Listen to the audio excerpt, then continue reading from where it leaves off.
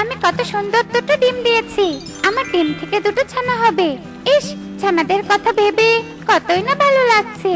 ডিমের বাবা, কাল যদি তুমি হারিয়ে না যেতে, তাহলে আজ ডিম দেখে কতই না খুশি হতে। যাই হোক, এবার পুকুরে সাঁতার কেটে শরীরটা পরিষ্কার করি। এসব বলে মা হাঁস পুকুরে নেমে সাঁতার কাটতে থাকে, আর তখনই সেখানে ময়ূরী চলে আসে। এই হাঁস, তোর এত বড় সাহস, তোর নোংরা শরীর নিয়ে আমার পুকুরে নেমেছিস? তাড়াতাড়ি ওঠ বলছি। ও মা, আবার দেখছি দুটো ডিমও দিয়েছিস। তার মানে ডিম থেকে ছানা বের হলে ছানাদের নিয়ে পুকুরে নামবি? দাঁড়া, তোকে মজা দেখাচ্ছি। এরপর ময়ূরীর রাগে গজগজ করতে থাকে, আর মা হাঁসের ডিমগুলো ঢিল দিয়ে ভেঙে ফেলে। একে সর্বনাশ করলে দিদি, আমি তো তোমার পুকুর থেকে চলেই যাচ্ছিলাম, তবু কেন ডিমগুলো ভেঙে ফেললে? ডিম না ভাঙলে তো ছানাদের নিয়ে পুকুরে আসতি। এখন ঢং করে এখান থেকে চলে যেত। হ্যাঁ, চলে যাচ্ছি। যাওয়ার আগে একটা কথা বলে যাচ্ছি, তুমি আমার ছানাদের পৃথিবীর মুখ দেখতে দিলে না। এই পাপের শাস্তি ঠিক একদিন তুমি পাবে। যা যা, তোর মতো যাযাবর হাসির কথায় আমার কিছুই হবে না।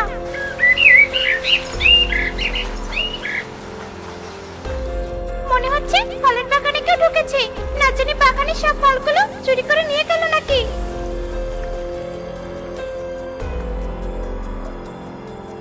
এই, কে রে কে? কে আমার ফলের বাগানের ভিতরে ফল চুরি করছিস? তাড়াতাড়ি বাইরে আয় বলছি, তাড়াতাড়ি বাইরে আয়। ময়ূরী দিদি, আমি বাগানের ভিতরে ঢুকে শুকনো ডাল ভাঙছিলাম। আসলে রান্না করার মতো ঘরে কোনো কাঠ নেই, তাই তোমার বাগানে এসেছি। সত্যি বলছি, তোমার বাগান থেকে একটা ফলও নেইনি। চোরের মেয়ের আবার বড় কলো, এটা তোকে দেখেই বোঝা যাচ্ছে। গরিব কোথাকার, আমি কি তোদের জন্য সবকিছু রেখেছি নাকি যে তোরা যখন যা মন চাইবে সেটাই নিয়ে যাবে? এক্ষুনি এখান থেকে চলে যা বলছি, নয়তো মেরে হাতটা ভেঙে দিব। আর শোন, আমাকে দিদি না বলে ম্যাডাম বলবি, বুঝেছিস? না না ম্যাডাম, আমাকে মেরো না, আমি এক্ষুনি চলে যাচ্ছি। এই বনের গরিব পাখিদের জন্য দেখছি শান্তি করে একটু বিশ্রাম নিতে পারছি না। আমাকে আজই একজন গার্ডের বিজ্ঞপ্তি দিতে হবে। এসব বলে ময়ূরী বাড়িতে চলে যায়, আর এভাবেই সেই দিন কেটে যায়। পরদিন সকাল হতেই তোতা ময়ূরীর বাড়িতে চলে আসে। ম্যাডাম, ম্যাডাম, বাড়িতে আছেন? কে রে তুই?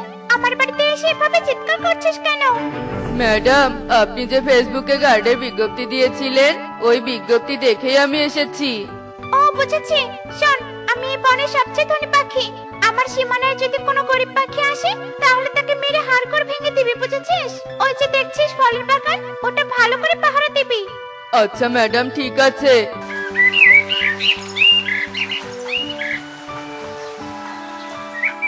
কবুতর দাদা, ময়ূরী দিদির ফলের বাগান থেকে শুকনো ডাল নিয়ে আসলি নাকি? ওই খারাপ ময়ূরী কি আমাকে শুকনো ডাল দেবে? আমি তো এগুলো দূরের জঙ্গল থেকে নিয়ে আসলাম। তারপর কবুতর টুনিকে সব কথা খুলে বলে। ময়ূরী দিদি ধনী পাখি বলে খুব অহংকার হয়েছে তার। ভেবেছিলাম দিদির কাছ থেকে কিছু ফল নিয়ে আসবো, কিন্তু তোমার কাছে এসব শুনে তো যেতে ইচ্ছে করছে না। না টুনি, তুই ওই অহংকারী ময়ূরীর কাছে যাস না, তুই বরং দূরের জঙ্গল থেকেই ফল পেড়ে নিয়ে আয়। হ্যাঁ দাদা, সেটাই করব। হ্যালো কালো বন্ধু, কেমন আছো? ভালো আছি, আজ তোদের বনে বেড়াতে যাব, তাই তোকে ফোন করলাম। আচ্ছা ঠিক আছে বন্ধু, সাবধানে এসো, কেমন? শহর থেকে আমার বন্ধু আসবে, ওর জন্য তো ভালো খাবার রান্না করতে হবে। ওই তো টুনি যাচ্ছে, টুনিকে দিয়ে সব খাবার রান্না করাবো। এই টুনি, টুনি, এদিকে একটু আয় তো। ময়ূরী দিদি, আমাকে ডাকছো কেন? আমি একটু জঙ্গলে ফল আনতে যাচ্ছিলাম। আরে টুনি, আমার বাগানে এত ফল থাকতে তোর জঙ্গলে যেতে হবে না। আজ বাড়িতে শহর থেকে আমার এক ধনী বন্ধু আসবে, তাই তুই একটু মজার মজার খাবার রান্না করে দে। আমি তো মজা করে রান্না করতে পারি না। যাওয়ার সময় তোকে কিছু ফল আর খাবার দিব, তাহলে আর তোকে আজ খাবার নিয়ে চিন্তা করতে হবে না। আচ্ছা ঠিক আছে দিদি। এরপর টুনি ময়ূরীর বাড়ির রান্নাঘরে চলে যায় এবং রান্নার কাজ শুরু করে দেয়। এভাবেই বেশ কিছুক্ষণ কেটে যায়। টুনি বাড়ির সব কাজ শেষ করে ময়ূরীর কাছে চলে আসে। দিদি, আমি রান্না থেকে শুরু করে বাড়ির সব কাজ শেষ করেছি। এবার আমাকে কিছু খাবার আর ফল দিয়ে দাও। তোকে যদি খাবার দিয়ে দেই, তাহলে আমার বন্ধু আর আমি কি খাবো? আর তোর মতো গরিব পাখির সাথে কথা বলা দেখলে আমার ধনী বন্ধু আমাকে অপমান করবে। তাই বলি কি, তাড়াতাড়ি আমার বাড়ি থেকে চলে যা, এক্ষুনি আমার বন্ধু চলে আসবে। তোমার কাছ থেকে কখনো এটা আশা করিনি।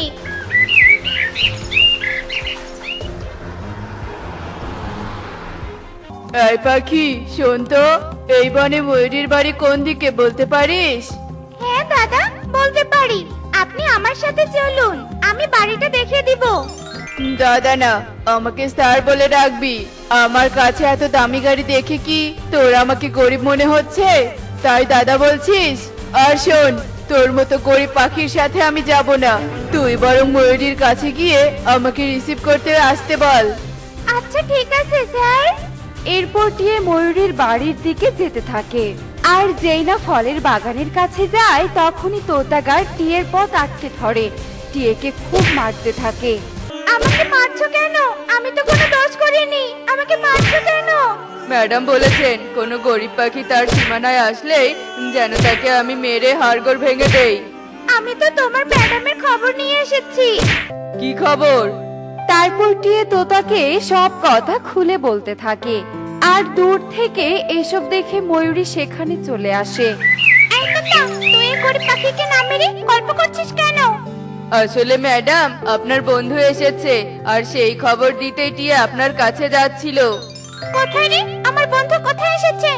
বটতলার কাছে এসেছে দিদি। আচ্ছা ঠিক আছে, এখন তাহলে তুই চলে যা, আর কখনো আমার সীমানায় আসবি না।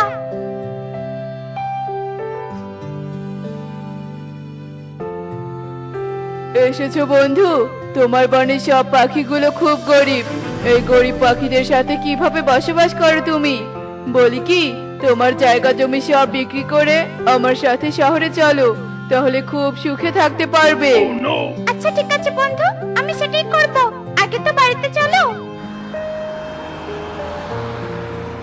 এরপর ময়ূরী কালুকে নিয়ে বাড়িতে চলে আসে আর বাড়ির আশেপাশের সবকিছু ঘুরে ঘুরে দেখতে থাকে। তোমার বাড়ি, বাগান, পুকুর মিলে তো 10 লক্ষ টাকা বিক্রি হবে। আর 10 লক্ষ টাকা দিয়ে শহরে যদি ব্যবসা শুরু করো, তাহলে তো আমার থেকেও বেশি ধনী হয়ে যাবে। হ্যাঁ বন্ধু, আমি তাহলে আজই সবকিছু বিক্রি করে তোমার সাথে শহরে গিয়ে ব্যবসা শুরু করব। তুমি বাড়িতে গিয়ে বিশ্রাম করো, আর আমি জমি জমা বিক্রি করার ব্যবস্থা করছি। এরপর কালু সেখান থেকে চলে যায় আর ময়ূরী সবকিছু ছবি তুলে ফেসবুকে পোস্ট করে দেয়। এবং এভাবেই বেশ কিছুক্ষণ কেটে যায়। আর পাশের বন থেকে ঈগল ময়ূরীর বাড়িতে চলে আসে। বাড়িতে কেউ আছো? দাদা, তুমি জমি কিনতে এসেছো? হ্যাঁ, আমি এসেছি। এই নাও 10 লক্ষ টাকা, আর আজকের মধ্যেই তোমার প্রয়োজনীয় জিনিস নিয়ে বাড়ি ঘর ফাঁকা করে দাও। কালকেই আমরা এই বাড়িতে উঠবো।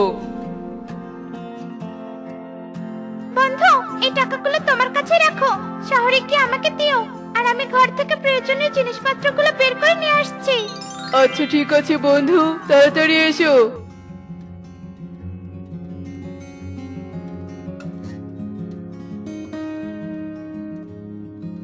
ম্যাডাম, সবকিছু নিয়ে কোথায় যাচ্ছেন? যাওয়ার আগে আমার পারিশ্রমিক তো দিয়ে যাবেন।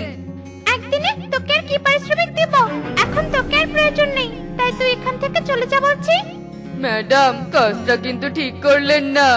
এসব বলে তোতা সেখান থেকে চলে যায় আর কালু ও ময়ূরী সবকিছু গাড়িতে নিয়ে শহরের উদ্দেশ্যে রওনা হয়। আর কিছু দূর যেতেই কালু গাড়িটা থামিয়ে দেয়। বন্ধু, গাছের ডালের জন্য আমার গাড়ির চাকা আটকে গেছে। তুমি গাড়ি থেকে নেমে পেছনে গিয়ে একটু ধাক্কা দাও তো। আচ্ছা ঠিক আছে বন্ধু, দিচ্ছি।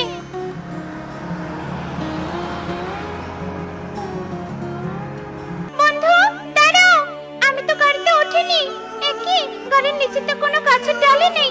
শয়তান বন্ধু, তার মানে আমার সাথে প্রতারণা করে চলে গেল। এখন যে আমার কিছুই নেই, আমি কোথায় যাব আর কোথায় বা থাকবো?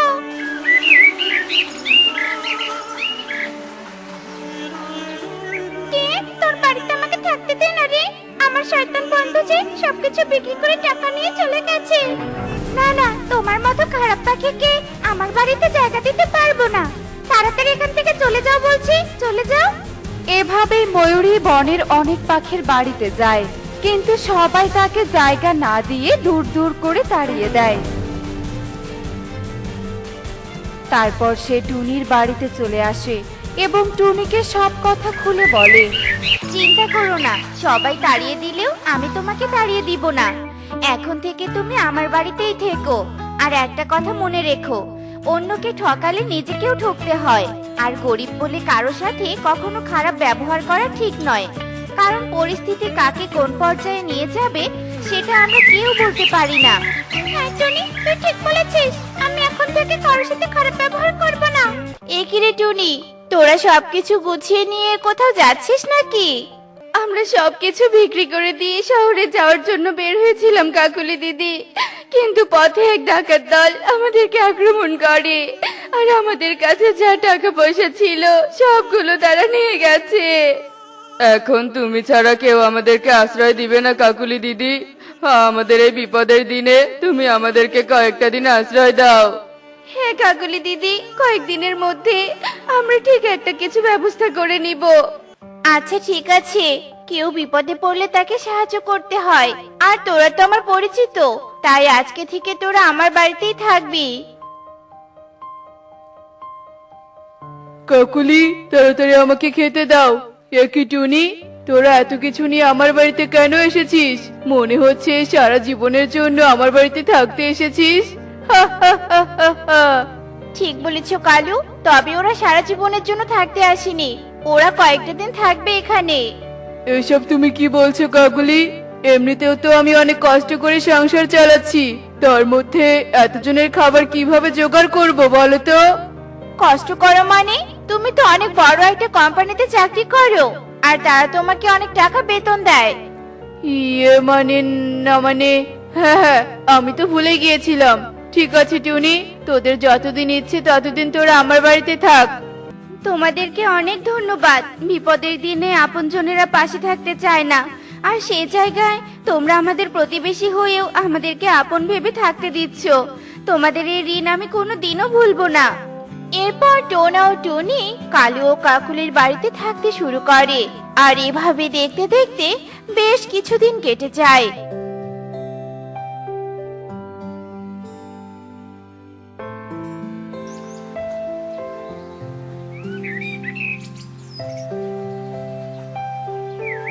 এই নাও কালু, তোমার দুপুরের খাবার। আর শোনো কালু, টুনিরা তো এখন আমাদের বাড়ির অতিথি, তাই ওদের তো ভালো মন্দ কিছু খাওয়াতে হবে। তাই অফিস থেকে আসার সময় একটা বড় দেখে মাছ নিয়ে এসো, কেমন? বড় মাছ? আচ্ছা ঠিক আছে কাকুলি, আমি তাহলে আসি। এরপর কালু খাবারের বাটি নিয়ে সেখান থেকে চলে যায়। শোন টুনি, তোরা দুজন তৈরি হয়ে নে, আজ আমি তোদেরকে নিয়ে ঘুরতে যাব। আমি জানি তোদের কাছে টাকা নেই জন্য তোরা বলতে পারছিস না। না কাকুলি দিদি, এমনিতেই তোমরা আমাদের জন্য অনেক করছো, আর কিছু লাগবে না। শোনো কাকুলি দিদি, টোনার আমি একটা কাজের সন্ধান পেয়েছি, আর এখন আমরা সেখানে যাচ্ছি, দেখি এই কাজটা নিতে পারি কিনা। এরপর টোনা ও টুনি কাজের সন্ধানে চলে যায়। কিরে বাবা, তুই শহর থেকে কখন বানিয়ে এলি? ও বুঝেছি, তুই আমাদেরকে সারপ্রাইজ দেওয়ার জন্য আমাদেরকে না জানিয়ে চলে এসেছিস, তাই না? কনক, আয় কনক, এই নোংরা কৃষক আঙ্কেলটা তোমাকে বাবা বলে ডাকছে কেন? উনি তোমার কি হয় বলো আমাকে, বলো। আমি ওর বাবা রে মা। কনক, আয় কনক, এই আঙ্কেলটা এসব কি বলছে? কিন্তু তুমি তো বলেছিলে তোমার বাবা বড় কোম্পানিতে চাকরি করে, তবে কি তুমি আমাকে মিথ্যে বলেছিলে? না পারুল, আমি তোমাকে মিথ্যে বলিনি। আমি তো ওই আঙ্কেলকে চিনিও না, মনে হচ্ছে রাস্তার কোনো পাগল, আর সে তার ছেলেকে হারিয়ে যাকে তাকে ছেলে মনে করছে। আয় পাগল আয়, সর এখান থেকে, সর বলছি। এরপর কনক ও পারুল সেখান থেকে চলে যায়, আর কালু কনকের ব্যবহারে অনেক কষ্ট পায়। আর তখনই সেখানে টোনা ও টুনি চলে আসে। এ কি কালু দাদা, তুমি এখানে কি করছো? আর এভাবে কাঁদছোই বা কেন? আমি এখানে কাজ করছি জন্য আমার ছেলে আমাকে বাবা হিসেবে পরিচয় দিল না রে টুনি, আমাকে বাবা হিসেবে পরিচয় দিল না। তুই বলতো টুনি, এই কাজ করে সংসার চালানো কি আমার অপরাধ হয়েছে? কষ্ট পেও না কালু দাদা, তুমি কোনো অসৎ উপায় উপার্জন করনি। তাছাড়া প্রত্যেক পেশার পাখিকে সম্মান করা উচিত। কিন্তু এ কথা তুমি আমাদের থেকে লুকিয়েছিলে কেন কালু দাদা? তাহলে শোন, আমি একটা বড় কোম্পানিতে চাকরি করছিলাম, কিন্তু হঠাৎ একদিন। শোন কালু, আমরা অতি দুঃখের সাথে জানাচ্ছি যে আমাদের এই পোস্টে কোনো এমপ্লয়ি লাগবে না, তাই তোকে আর কাল থেকে অফিসে আসতে হবে না। এরপর আমি আমার চাকরিটা হারিয়ে ফেলি আর একটা গাছের ছায়ার নিচে গিয়ে দাঁড়িয়ে থাকি। আর কিছুদিনের মধ্যেই তো কনককে টাকা পাঠাতে হবে। এদিকে কাকলিরও তো মাসে অনেক টাকার মার্কেট করতে লাগে, এদিকে চাকরিও নেই। হে সৃষ্টিকর্তা, এখন আমি কি করব, কি করে সংসার চালাবো? আমি যখন সংসার চালানোর জন্য চিন্তায় পড়ে যাই, তখন আমার সামনে কবুতর আসে। এই যে দাদা, অনেকক্ষণ ধরে দেখছি তুমি এখানে দাঁড়িয়ে আছো। এদিকে আমিও কাজের জন্য কোনো পাখি খুঁজে পাচ্ছি না। তুমি যদি আমার কাজে একটু সাহায্য করতে, তাহলে আমি তোমাকে কিছু টাকা দিতাম। এরপর আমি কবুতরের কথায় রাজি হয়ে যাই আর তার সাথে কাজে যাই, আর কবুতর আমাকে বেশ কিছু টাকা দেয়। এরপর আমি বাড়িতে ফিরে আসি, আর সেদিনের পর থেকে দিনে অনেক রকমের কাজ করে আমি আমার স্ত্রী সন্তানের জন্য টাকা রোজগার করছিলাম। আহারে, যাদের জন্য এত কষ্ট করলে আজ সেই তোমাকে অপমান করে চলে গেল। কনক একজন বাবাকে তার পেশার জন্য অপমান করেছে, বাবার কষ্টকে মূল্যায়ন করেনি। কিন্তু একদিন সে ঠিকই বুঝবে যে আসলে বাবা কোন পেশায় কাজ করছে সেটা বড় কথা নয়, বাবা বেঁচে থাকাটাই আমাদের জীবনের বেশি জরুরি। এই তো টোনাটুনি এসে গেছে। শোন, আজকে থেকে তোরা আমার কাজ করবি, আমি তোদেরকে ন্যায্য টাকা দিব। এরপর টোনা, টুনি ও কালু কবুতরের ধানের বস্তা উঠানোর কাজ করতে থাকে। আর এভাবে দেখতে দেখতে সন্ধ্যা হয়ে যায়। টোনা ও টুনি কাজ শেষ করে বাড়ি ফিরে আসে। তোরা এসেছিস রে টুনি, কিন্তু কালু এখনো বাড়িতে আসছে না কেন? ওর অফিস তো এত দেরিতে ছুটি হয় না, তাহলে কোথায় গেল আমার কালু? আমি আসার সময় বাবাকে ধানের বস্তা উঠানোর কাজ করতে দেখেছি মা। আচ্ছা মা, বাবা চাকরি ছেড়ে দিয়ে অত নিচু পেশায় কাজ করছে কেন বলো তো? বাবার জন্য আজ আমি আমার বন্ধুর সামনে নিজেকে মুখ দেখাতে পারছিলাম না, আর এজন্য আমি আমার বন্ধুর সামনে বাবাকে বাবা বলে পরিচয় দেইনি। কনকের কথা শুনে কাকলি কনককে অনেক জোরে একটা থাপ্পড় দেয়। চুপ কর, তোকে আমরা এই শিক্ষা দিয়েছি? বাবা ছোট মানের কাজ করে জন্য বাবার পরিচয় বন্ধুর সামনে দিসনি? তোকে আমি পরে দেখছি। কিন্তু কালু অফিসে কেন যায়নি? আমি বলছি কাকুলি দিদি। এরপর টুনি কাকুলিকে কালুর কষ্টের কথা খুলে বলে। আমরা এতক্ষণ একসাথে কাজ করছিলাম, কিন্তু পরে যে কালু দাদা কোথায় চলে গেল তা আমরা জানি না কাকুলি দিদি। এরপর দেখতে দেখতে বেশ কিছু দিন কেটে যায়।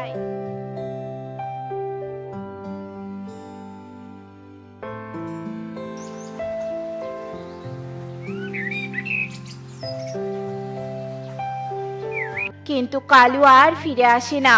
এদিকে কালু না থাকায় কাকুলি সংসারে খাবারের অভাব দেখা দেয়। মা, ও মা, আমার খুব খিদে পেয়েছে মা। বাবা থাকলে আমাদের আর না খেয়ে থাকতে হতো না। বাবা ঠিক কাজ করে আমাদের জন্য খাবার নিয়ে আসতো। শুধু খাবার নয়, আমার শহরে যাওয়ার জন্য টিকিটও কেটে দিত।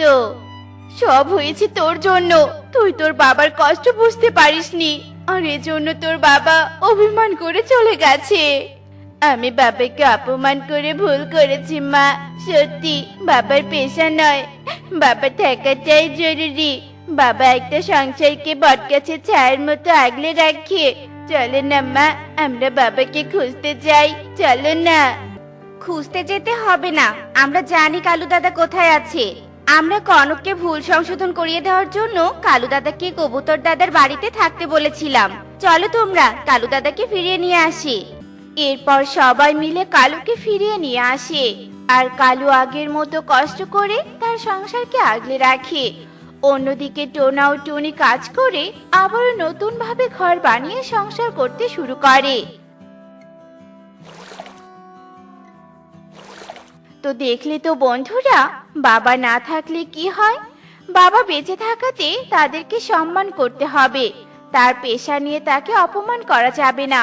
কেননা বাবা নিজেদের সুখকে বিসর্জন দিয়ে আমাদেরকে সুখে রাখার চেষ্টা করে। এমনই সব মজার মজার শিক্ষণীয় টুনি পাখির গল্প দেখতে আমাদের পাশে থেকো। আর গল্পটি কেমন হয়েছে তা কমেন্টে জানাতে ভুলো না কিন্তু। বাই।